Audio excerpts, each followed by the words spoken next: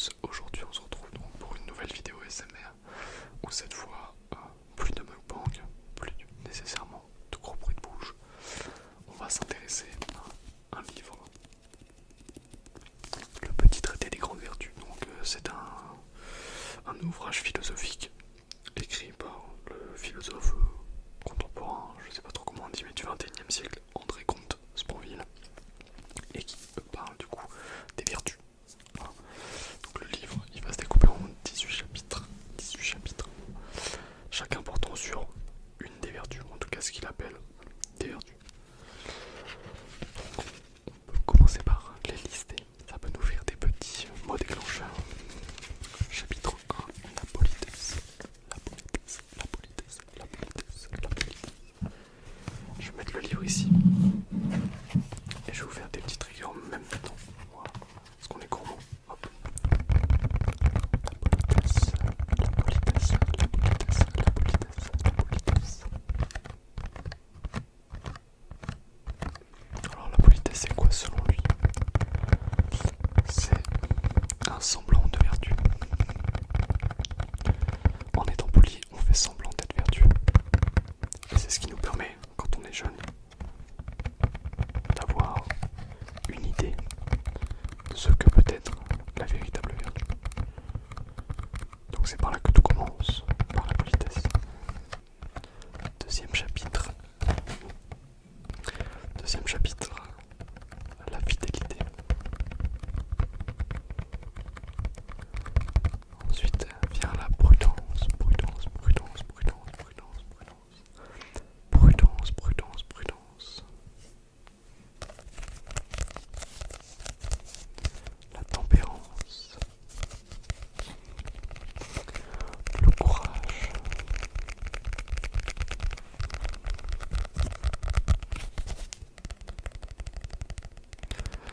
La justice.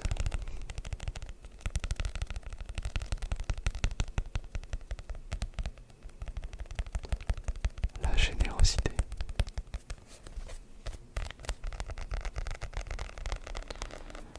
La compassion.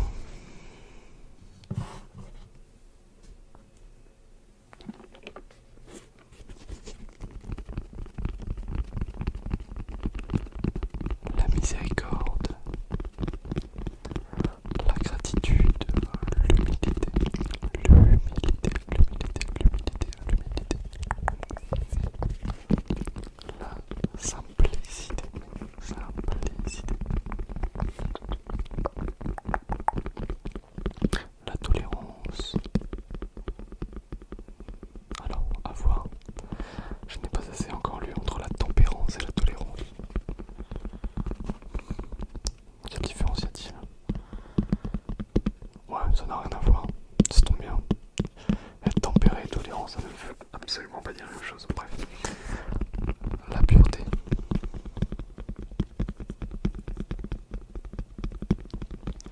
La douceur.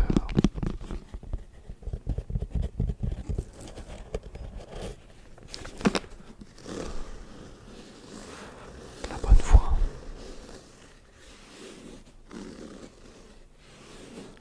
L'humour. Et enfin, l'amour. Donc moi aujourd'hui j'avais prévu de vous faire une petite lecture de l'amour. Tout simplement parce que c'est un sujet puissant, omniprésent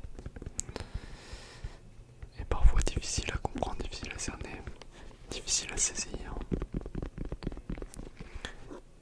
Et ici, André Comte Sponville, voilà, nous apporte sa vision de l'amour en 3 sous-chapitres distincts. Eros, l'amour-passion. Philia, l'amitié. Et Agapé, l'amour inconditionnel. Comme la religion. En tout cas, l'amour de Dieu.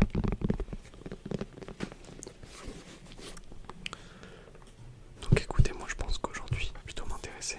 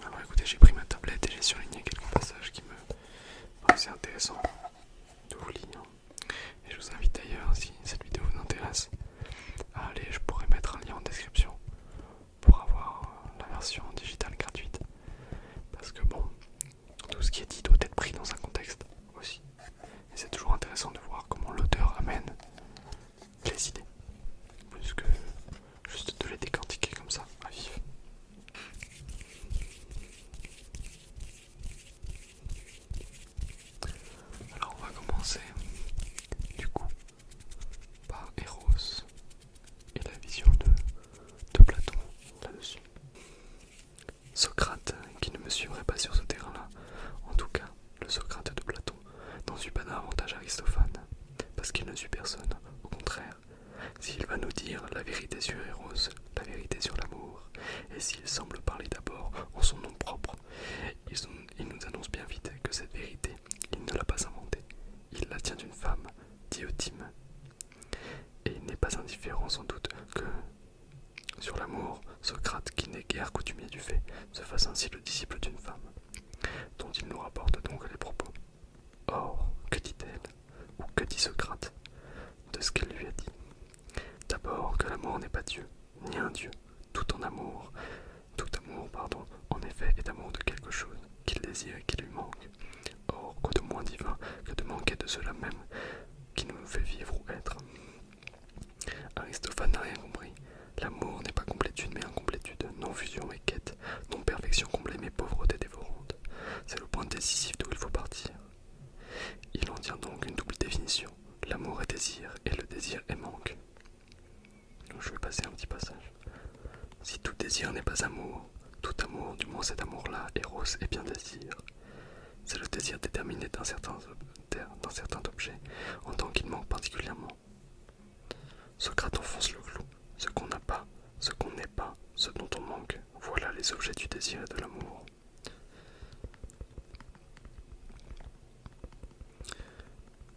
L'amour est un démon, explique Diotime, c'est-à-dire, sans rien de diabolique, bien au contraire, un médiateur entre les dieux et les hommes. Ce démon, quoiqu'il soit le plus grand de tous, reste voué au manque. N'est-il pas le fils de Pénia, la pauvreté et de Poros d'Expédient? Il est toujours pauvre, commande Diotime, sans souliers, sans domicile, toujours à la piste de ce qui est beau et bon, toujours en chasse, toujours inquiet, toujours ardent et plein de ressources, toujours affamé, toujours avide. Nous voilà bien loin de la complétude toute ronde d'Aristophane, de ce repos confortable dans l'unité recouvrée. Alors là, de quoi est-ce qu'il parle? De cette complétude, c'est effectivement le mythe d'Aristophane, comme quoi, à l'aube des temps, tout homme était une espèce de forme arrondie comme ça avec deux visages, quatre mains, quatre bras, enfin voilà, on était unis et que un jour on a décidé de se rebeller contre les dieux et donc ils nous ont coupés en deux. Et depuis, on erre toujours à la recherche de notre moitié. Donc tout ce mythe de la fusion, on veut retrouver notre moitié et dans l'acte créateur, ne refaire plus qu'un.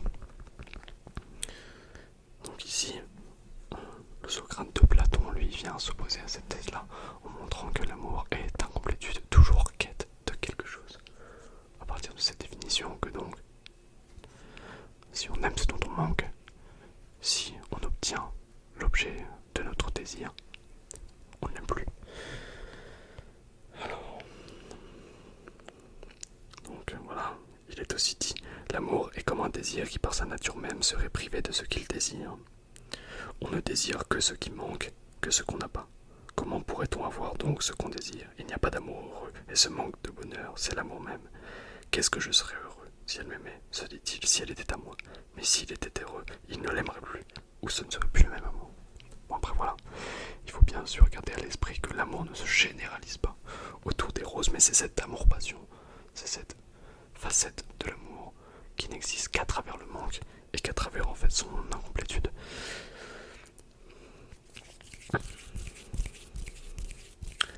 Parce qu'en effet, un manque satisfait disparaît en tant que manque. La passion ne saurait survivre longtemps au bonheur, ni le bonheur sans doute à la passion.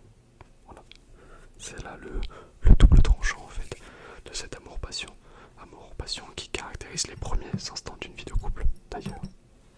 Et qui est, selon donc André Comte de Sponville, pas la finalité du couple. Et on ne peut espérer préserver cette passion. Le désir s'abolit dans sa satisfaction. Il faut donc qu'il soit insatisfait ou mort, en manque ou manqué, malheureux ou perdu. Suivre l'amour sans s'y perdre, lui obéir sans s'y enfermer, c'est franchir les uns après les autres les degrés de l'amour. Aimer d'abord un seul cœur pour sa beauté, puis tous les beaux corps, puisque la beauté leur est commune, puis la beauté des âmes qui est supérieure à celle du corps, puis la beauté qui est dans les actions et les lois, puis la beauté qui est dans les sciences, enfin la beauté absolue, éternelle irrationnelle, surnaturelle, celle du beau en soi, qui existe en lui-même pour lui-même, à quoi toutes les belles choses participent, et d'où elles procèdent et reçoivent leur beauté. D'accord. Donc là, on a effectivement cette petite précision qui est quand même très très importante. J'entends bien qu'il y a d'autres amours, et je vais y venir, mais celui-là est le plus fort, en tout cas le plus violent, le plus riche en souffrance, en échecs, en illusions, en désillusions. Eros est son nom, le manque est son essence, la passion amoureuse son sommet. Qui dit manque dit souffrance et positivité. Je t'aime, je te veux. C'est l'amour de concupiscence, comme disaient les scolastiques. C'est le mal d'amour, comme disaient les troubadours. C'est l'amour que décrit Platon dans le banquet, comme on l'a vu, mais aussi plus cruellement dans le Phèdre. C'est l'amour jaloux, avide, possessif, qui, loin de se réjouir toujours du bonheur de celui qu'il aime, en souffre atrocement dès que ce bonheur l'éloigne de lui ou menace le sien. Donc là, c'est quand même intéressant parce que tout ça, effectivement, on parle de la passion amoureuse des premiers instants, le feu de l'amour. Et c'est un feu en fait qui se résume à souffrance, avidité et possession. Donc c'est sûr qu'il vilipende un petit peu ce côté-là de l'amour, mais je pense que c'est effectivement important d'avoir ça à l'esprit, que ce n'est pas un amour qui dure, et que même quand on reste avec une personne pendant 25-30 ans, c'est qu'il y a comme ça une métamorphose de cet amour, et on va le voir dans la suite avec le chapitre sur Philia. En effet, amour de concupiscence, donc très exactement, être amoureux, c'est aimer l'autre pour son bien à soi. Elle est heureuse avec un autre, et vous la préféreriez morte. Il est heureux avec une autre, et vous le préféreriez malheureux avec vous. Bel amour qui n'est amour que de soi. Comme elle vous manque pourtant, comme vous la désirez, comme vous l'aimez, comme vous souffrez, Eros vous tient, Eros vous déchire, vous aimez ce que vous n'avez pas, ce qui vous manque, et c'est ce qu'on appelle un chagrin d'amour. Mais voilà qu'elle vous aime à nouveau, qu'elle vous aime toujours, qu'elle est là, avec vous, pour vous, à vous. Quelle violence dans vos retrouvailles, quelle avidité dans vos étreintes, quelle sauvagerie dans le plaisir, puis quelle paix après l'amour, quel reflux, quel vide soudain. Elle vous semble moins pressant, tu m'aimes encore, vous demande-t-elle. Vous répondez que oui, bien sûr. La vérité toutefois est qu'elle vous manque moins. Cela reviendra, le corps est ainsi fait. À force d'être là tous les jours, pourtant toutes les nuits, tous les soirs, tous les matins, elle finira par vous manquer de moins en moins. C'est inévitable, de moins en moins fort, de moins en moins souvent, puis moins qu'une autre, ou que la solitude. Eros s'apaise, Eros s'ennuie. Vous avez ce qui vous ne manque plus, et c'est ce qu'on appelle un couple. Voilà, là je pense que dans cet extrait tout a été résumé sur le déroulement des choses. Alors j'ai moins pris de notes sur Philia, donc je pense qu'on va parcourir le livre, tout simplement. En tout cas, j'espère que ça vous intéresse un petit peu, c'est quand même assez décousu, mais je pense que ça peut vous faire une petite avant-première, et même si le propos ne vous intéresse pas, ça reste une petite lecture relaxante. J'avais annoncé 3 définitions, il est temps d'en venir à la seconde. Nul ne peut désirer la vertu, disait à peu près Spinoza, s'il ne désire agir et vivre. Comment la vie pourrait-elle lui manquer, puisqu'il ne peut la désirer qu'à la condition de l'avoir. Moi, ce que j'aimerais bien retrouver, c'est en effet cet emmêlement entre amitié et amour qui est nécessaire à la vie d'un couple heureux. On ne peut être amoureux, ou en tout cas espérer quelque chose qui dure, si on est amoureux de quelqu'un qu'on ne peut considérer également comme son meilleur ami. Bon, pas nécessairement au sens propre, mais j'utilise la définition du meilleur ami comme étant une personne qui vous comprend, qui vous connaît et qui vous accepte dans vos défauts, tant que dans vos qualités. Mais essayons plutôt de comprendre ce qui se passe dans les autres couples, ceux qui réussissent à peu près, ceux qui font plutôt envie, ceux qui ont l'air heureux, et de s'aimer encore et de s'aimer toujours. La passion intacte, aujourd'hui plus qu'hier et bien moins que demain. Je n'en crois rien. Et quand bien même cela arriverait parfois, ou pourrait arriver, ce serait si rare, si miraculeux, si indépendant de notre volonté, qu'on ne saurait là-dessus fonder un choix de vie, ni même une espérance raisonnable. D'ailleurs, cela ne correspond pas à l'expérience des couples en question, qui n'ont rien des tourtereaux et qu'on ferait bien rire, le plus souvent si on les comparait à Tristan et Iseult.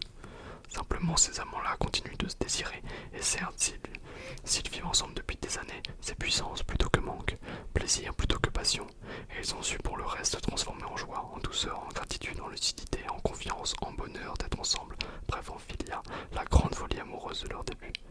La tendresse, c'est une dimension de leur amour, mais point la seule. Il y a aussi la complicité, la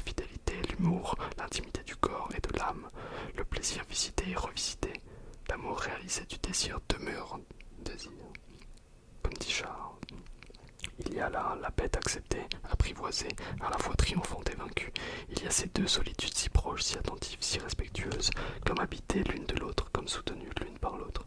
Il y a cette joie légère et simple, cette familiarité, cette évidence, cette paix. Il y a cette lumière, le regard de l'autre. Il y a ce silence, son écoute. Il y a cette force d'être deux, cette ouverture d'être deux, cette fragilité d'être deux. Ne faire qu'un, il y a bien longtemps qu'ils y ont renoncé, s'ils n'y ont jamais cru. Ils aiment trop leur duo, avec ses harmoniques, son contrepoint, ses dissonances parfois, pour vouloir le transformer en impossible monologue.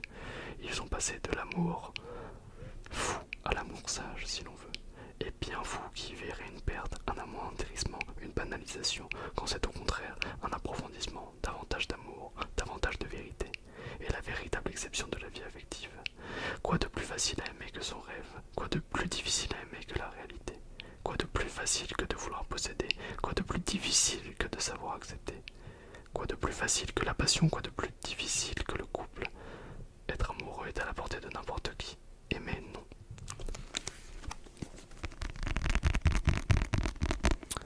Ce passage me chamboule.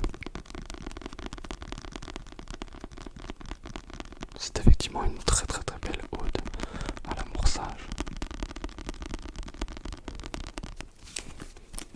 Je pense que je vais pas vous lire nécessairement plus que ça, à moins qu'un jour je travaille une vidéo plus concrète pour vous apporter beaucoup plus d'éléments. En tout cas, peut-être que ça vous donnera envie d'en apprendre plus. Je vais quand même essayer de vous mettre en lien un PDF avec le chapitre donc 18 de ce livre, parce que pour moi il est assez nécessaire pour chacun d'avoir au moins ce point de vue là, parce que pour moi ça remet en cause quand même beaucoup de standards et beaucoup de normes de notre société. Donc je pense que je vais vous laisser là-dessus.